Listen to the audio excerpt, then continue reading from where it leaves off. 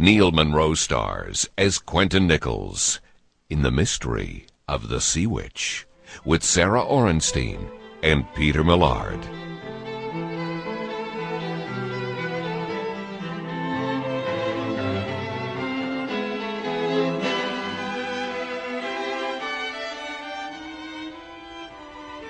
Are you there, sailor? Is the Seawitch bound for Toronto? Aye, it is after Kingston. Why, sir? Well, I need passage for 2 people. Well, I'm first mate of the Seawitch. I'd advise you to find another ship. We're full. Oh, well, that's a pity. She's a fine-looking brig. It would have been a pleasure to sail on her. Little you know. Try the Atlantic Marie. Good day, sir. Inspector Nickles! Over here. Oh, Abby! What, and Wellington? Where on earth did you pick him up? He picked me up, and well he did. I couldn't get a carriage from the Genesee Hotel. Rochester is a beautiful city, but hansom cabs are in short supply. Delighted to see you again, Inspector. No stories this time, Wellington. Abby has been on a medical conference, and I've simply been observing new crime scene investigation techniques at the Rochester Institute. No mysteries, no adventures, no ink. Well, we live in hopes, Inspector. Well, unfortunately, Abby, the Seawitch isn't accepting passengers, it appears. We shall have to... I beg your pardon, sir. Allow me. Martin Hanrahan, captain of the Seawitch. I overheard your comment, and I assure you we have ample room for passengers. Only one of our 4 cabins is occupied. Well, that means there'll be one for me. Now, wait a minute. Who invited you? But I'm bound for Toronto as well. Wouldn't you be more comfortable on a train? Perhaps. But I'll trade comfort for your excellent company any day, Inspector. Oh, don't put him off, Quentin. Daniel can be such fun. So it's Daniel now, is it? Oh, very well. I suppose there's nothing like a nice, quiet, moonlit cruise for 3. I'll get the tickets.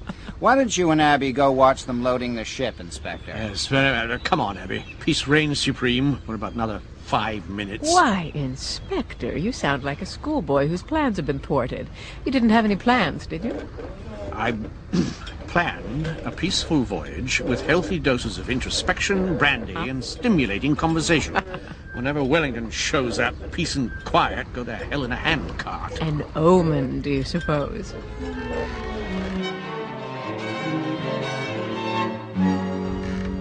What is that winch loading onto the ship?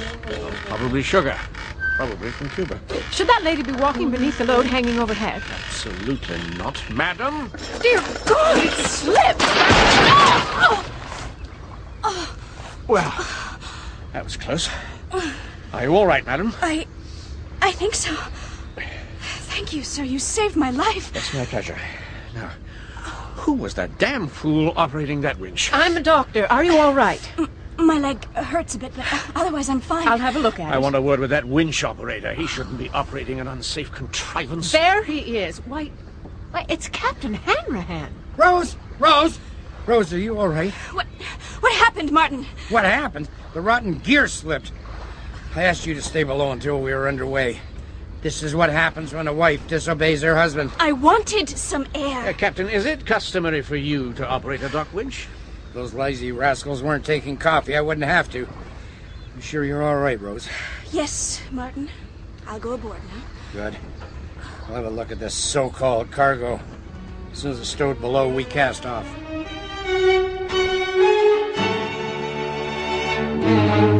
You're right, Inspector. As we enter the 20th century, I'm sure all the great sailing ships will be replaced by steamers.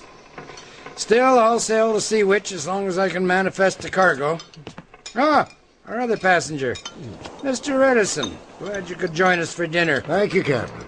Mr. Thomas Edison, you've met Rose.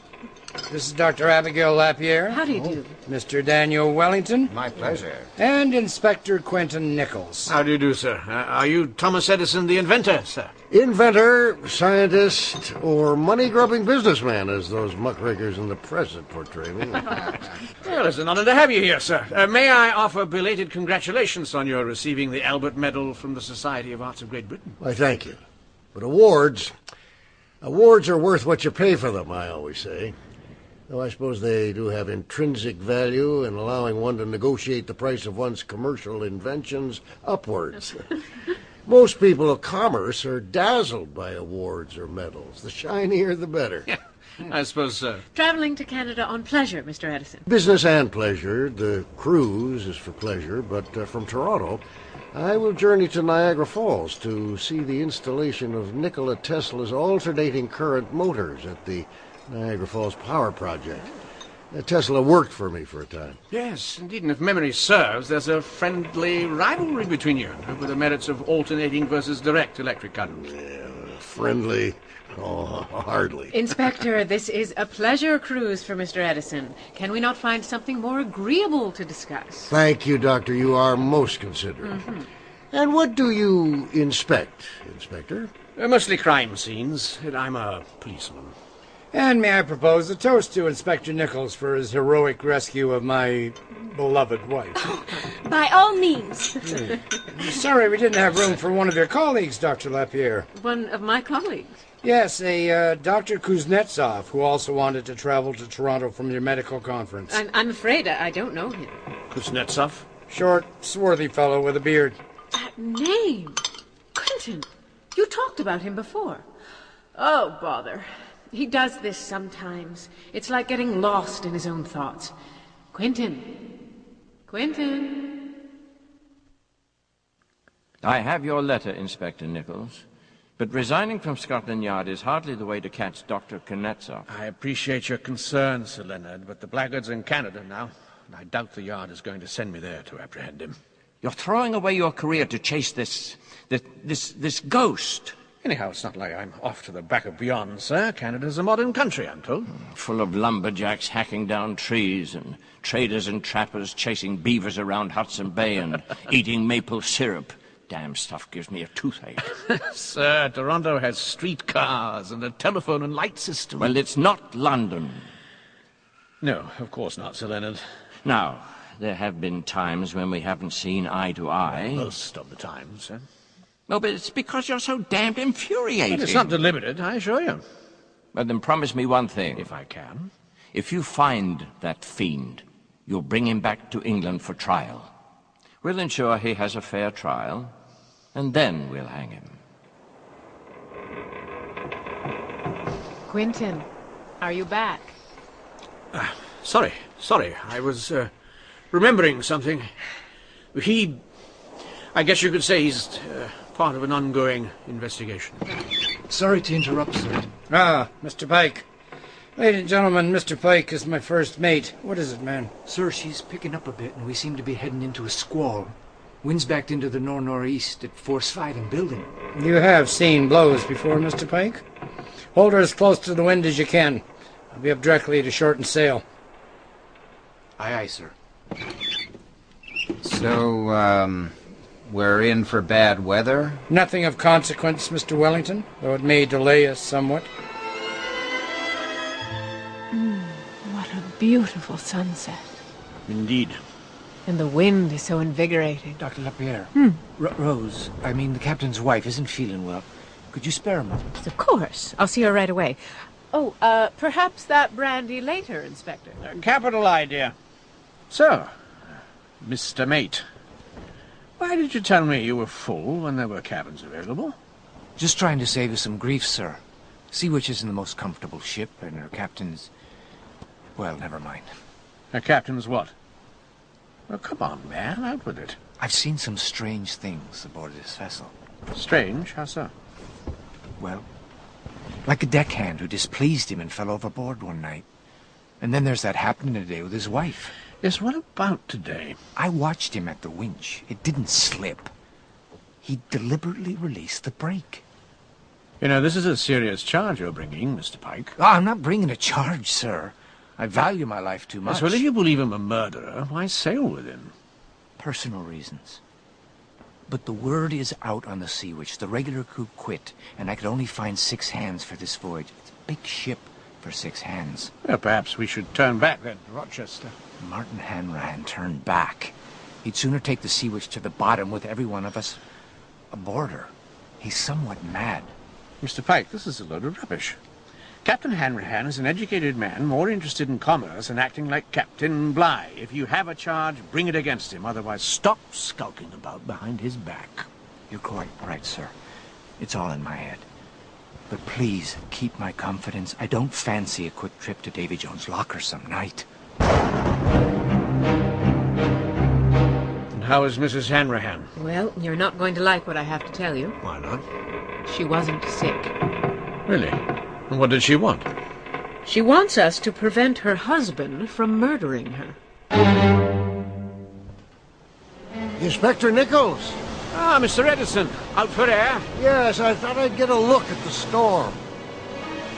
What? Look! It's a steamship off our bow. Yes. Looks like she's come through the storm and suffered some damage. Her lights are flickering.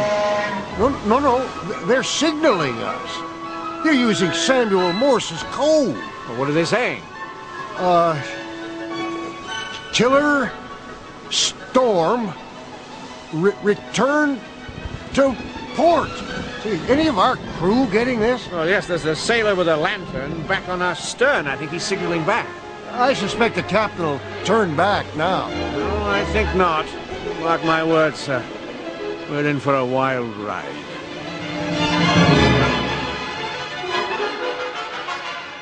It's no use. He won't make for land, and he's had a few runs, so he's in no mood to Do argue. you think he'll truly try to murder his wife? I don't know. The best way to prevent a crime is to let the blackguard know we're on to him. Subtly, of course. Where's my revolver? That's hardly subtle. Abby, I'm not going to threaten him, but a frank discussion may cause him to rethink his plans and turn around. I'd like to come along. I'll tell him his wife needs urgent medical attention, possibly an appendix operation, and I don't have the instruments to operate here. Abby, what a stunning news. Hang on to my arm. Look, back there, at the rail. It's the captain and Rose. What are they doing outside? She slipped. She's falling. Mr. Pike sees them. He's going to help. Help! Hurry! Now, hold it. Hang on, you two. Thank heavens! What the hell were you doing, Rose?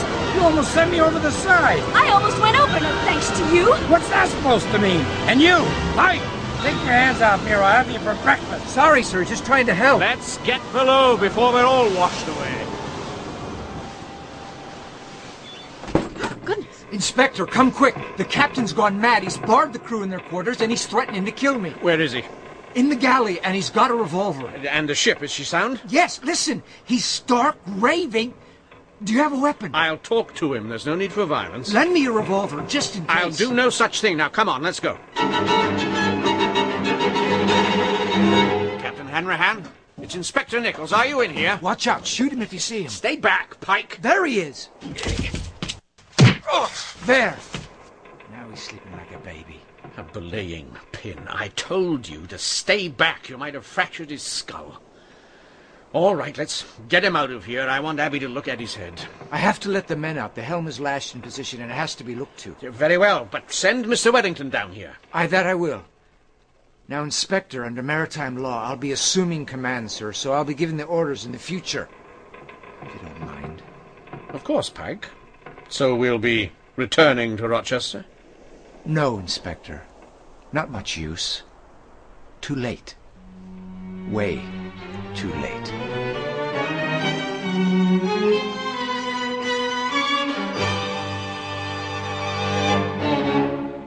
Put him on my bunk. He's had a nasty crash. Just rope him down. I'll have him trussed up like a turkey in no time. Oh, my head. What happened? Lie still, Captain. I'm afraid you were struck on the head by Mr. Pike. Pike? That scoundrel. What's this? Who tied me up? Sir, Mr. Pike has assumed command. Apparently you locked the crew below, but he needs all hands to get us through this storm. Now, fortunately, they're free now and they're running the ship. No, I locked them down because they're Pike's men. They're mutineers. Of course they are, Captain. We'll straighten it all out when we dock. I'll never see landfall, Inspector. He tried to stab me when I went forward to check the water in the hold. I got the upper hand, but he escaped. I held my revolver on his men and locked them up. Sir, I am aware of your attempts on your wife's life. My wife? That's preposterous. Didn't you deliberately loose that brake on the winch this morning and almost kill Mrs. Hanrahan? Well, yes, I did. Yes, and didn't your wife almost fall overboard earlier with you present? Yeah, but I can explain. First, let me go. Hold still, Captain. Untie me. Stay still, let Captain, me please. loose. Your head. I'll have you all in irons. He's going to hurt himself. Hand me my bag. I've got it. Hurry, just get this pad on his face. What are you doing? What's that smell? Oh, chloroform. There. He'll sleep for some time. What have you done? Stopped him from hurting himself. Abby, I wasn't finished with him. Well, you are now.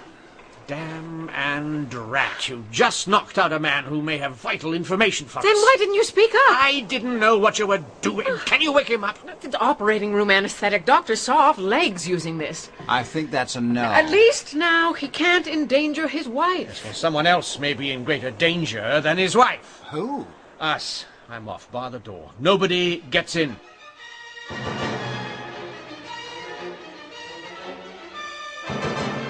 Where are you going, Inspector? Into the bowels of this ship.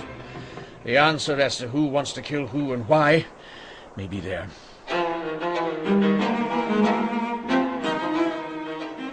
Opium? Why is he carrying opium? I don't know. But he's made several curious references to his cargo in conversation, and I wonder. What? What indeed? What if dropping those sacks wasn't an accident? What if it was deliberate? That's what we suspected, a deliberate attempt to kill his wife. No, he dropped the load deliberately to break it open, to see if it was sugar, without alerting his crew to his suspicions. Are you saying the crew is smuggling the opium? Maybe. Do you remember Pike tried to dissuade us from coming, saying there was no room aboard? Mm-hmm. And he told me himself he'd hired a new, smaller crew. But the cargo dropped on the deck must have been sugar. Luck of the draw. I found bags filled with opium. The load he dropped happened to be sugar. And what about on deck, when he almost pushed her over the side? But he was quick to point out she'd almost sent him over the side. So it's a draw. Why would she tell us he was trying to kill her? And what does it all have to do with a cargo of opium? Maybe nothing. Maybe everything. Stop these riddles. A straight answer for once. Haven't got one. Who is it? Inspector Nickles, madam. Oh, please, not now. Could you come back later? This is important, madam, if you wouldn't mind. Very well. What is it, Inspector? Just a word. May I come in? Let him in, Mrs. Hanrahan. Oh, Mr. Pike. I was just checking on Mrs. Hanrahan, Inspector. Oh, how good of you. Anyhow, Mrs. Hanrahan, I hope you are feeling better. Sleep tight. Thank you, Mr. Pike.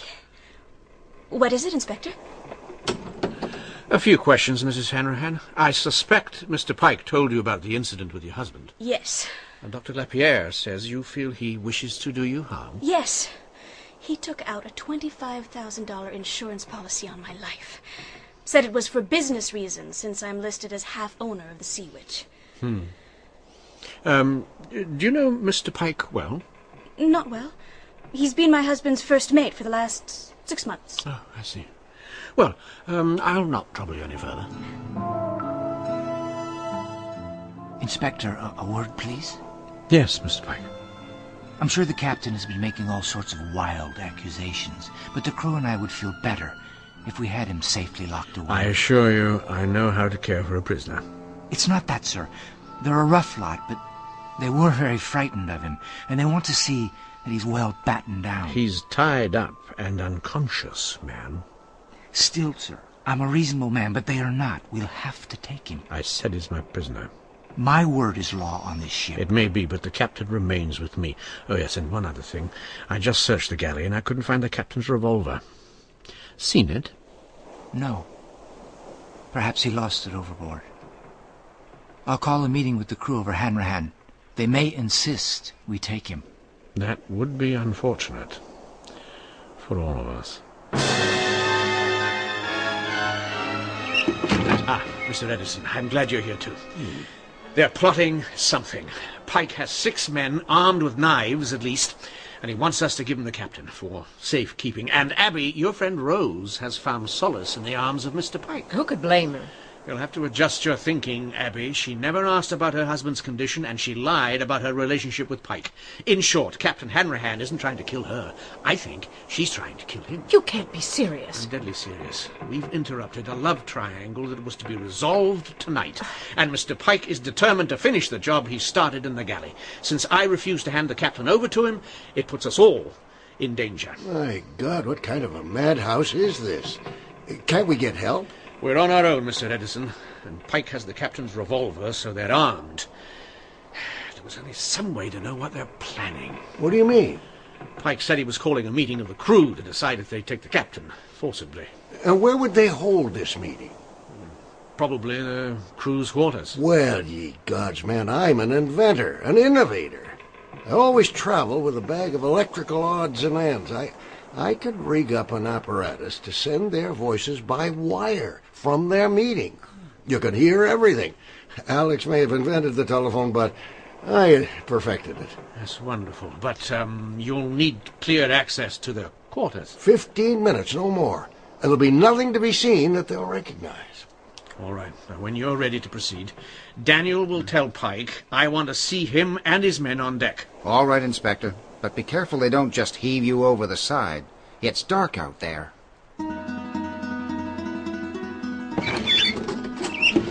It's done, Inspector. What did you say to them up there? I did everything but read them Shakespeare. I think by the time I started addressing them on personal hygiene, they'd grown suspicious. I've attached the wire to the earpiece.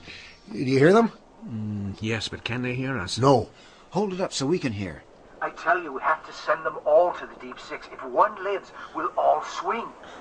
We'll take the inspector first. You can't mean kill them all? My love, we can't leave one of them alive. Martin I despise, but these people have done nothing to us. Surely the police will suspect. That's why we're breaking up the ship. It will look like the storm swept them all away. I'll have none of it. You do exactly as you're told. Well, at least they're not beating around the bush. Oh, heavens, what'll we do? Wellington, do you have your coat? Sure do, Inspector. But I'll need your revolver, too. Why? There are 7 of them. I only have 6 rounds. Right. Here.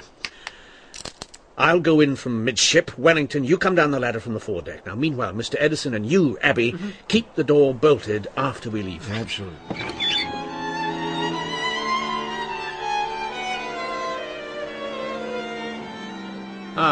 Good evening, Mr. Pike.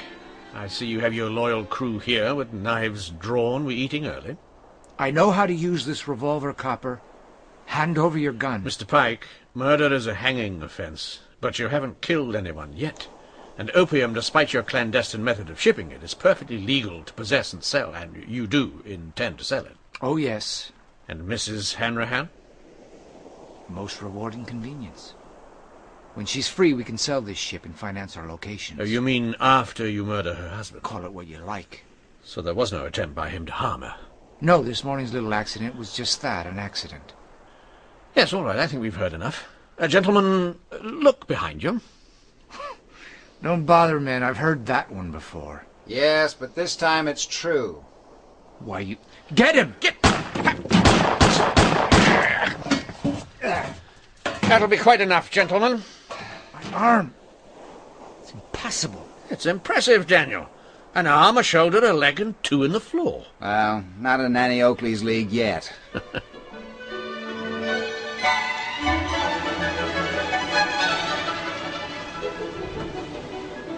Take the helm back, Captain. She's your ship. Aye, that's a grand day to be alive to enjoy it. Are prisoners secure? Yes, because I think Wellington even showed them a few new knots, and Mr. Edison's taking great pleasure in guarding them. But you know, there's one thing still puzzles me. If you suspected Pike of trying to bring opium aboard, why didn't you just have the cargo checked? Well, I was walking a tightrope with them. My regular crew had quit, and Pike replaced them with this lot. I couldn't antagonize anyone and have them walk off the job, or I'd lose my contract. What will happen to Rose, Inspector? Well, I suspect if you say the right things in court, she'll get a suspended sentence. I hold no grudge. I'll divorce her if she wants. And the opium? Over the side. I've seen opium in the Orient, a slave drug that turns people into zombies. Should be illegal. But let's enjoy the wind and the waves. We have a ship to sail. Mr. Nickles, we need to trim the foresail, please. Aha, yes. Well, Mr. Wellington, see to that, will you? The what? Mr. Wellington, I'm afraid, is just a writer. Never mind. I'll do it. Inspector, take over the helm, please. Oh. Yes, well, yes. Ah, yes, you know, this is where I belong. Yes, I'm captain of a tall ship. Wind whistling through my hair, eyes narrowed against the stinging salt. Salt in Lake Ontario? Yes, with teeth gritted and bared. Was that a little piece of spinach? Sinewy fingers grasping. A bag to throw up in. Chest thrown out, you know. Don't throw at your back first. Yes, well, stop it, you two. I'm having enough difficulty imagining myself as an old salt. Oh, so are we, Inspector. So are we.